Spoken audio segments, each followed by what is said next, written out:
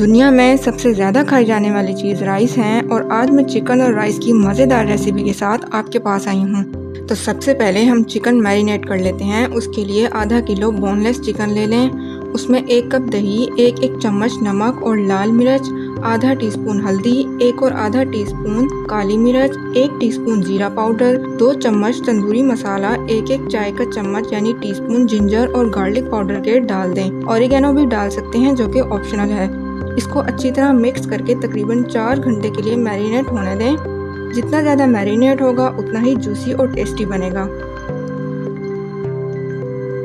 اگلے سٹیپ میں آپ باسمتی چاول لے لیں 4 کپ اور اس کو سوک کر لیں 1 گھنٹے کے لیے۔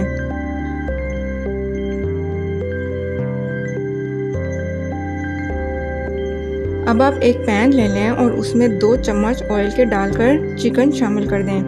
چکن کو 5 منٹ تک تیز آنچ پر بھون لیں اور پھر کور کر کے 15 منٹ کے لیے لو ٹو میڈیم فلیم پر چھوڑ دیں۔ اس طرح چکن جوسی بھی ہو جائے گا اور اچھی طرح گل بھی جائے گا۔ کور کھولنے کے بعد اگر پانی زیادہ نظر آئے تو چکن کو 5 منٹ اور پکائیں۔ پانی بھی ڈرائی ہو جائے گا اور چکن کا گولڈن کلر بھی آ جائے گا۔ وہاں پہ آپ نے فلیم آف کر دینا ہے اور چکن کو سائڈ پر نکال کر رکھ دینا ہے۔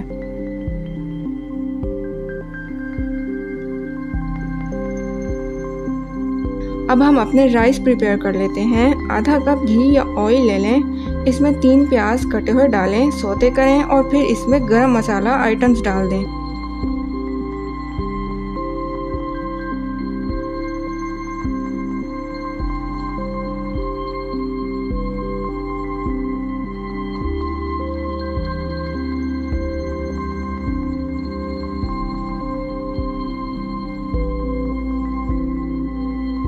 ایک منٹ کے لیے سوتے کریں، نمک ڈالیں، لال مرچ پاؤڈر اور ہلدی پاؤڈر بھی ڈال دیں اور مکس کر لیں۔ 1 منٹ کے لیے مسالے بھون لیں اور پھر اس میں پانی ڈال دیں۔ 4 کپ رائس کے لیے آپ 6 کپ پانی ڈال دیں۔ اب آپ پانی بوائل ہونے کا انتظار کریں اور اسی انتظار کے دوران آپ اس میں 1 سے 2 چمچ لیمن اور فوڈ کلر کے بھی شامل کر لیں۔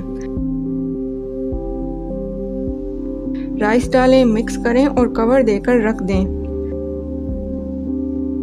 رائس میں زیادہ چمچ نہیں ہلانا ہوتا، نہیں تو یہ خراب ہو جاتے ہیں۔ آپ ہر 5 منٹ کے بعد اس میں آرام سے چمچ ہلائیں۔ جب چاول کا ہر دانہ الگ الگ نظر آنے لگے اور پانی خشک ہو جائے تو آپ کے رائس تیار ہیں۔ چیک کر لیں، اگر آپ کے چاول تھوڑے سخت رہ جائیں تو 2 سے 3 چمچ پانی کے ڈالیں اور ہلکی آنچ پر 5 منٹ کے لیے رکھ دیں۔ زیادہ پانی نہیں ڈالیے گا کیونکہ چاول کھڑے کھڑے اور الگ الگ ہی اچھے لگتے ہیں۔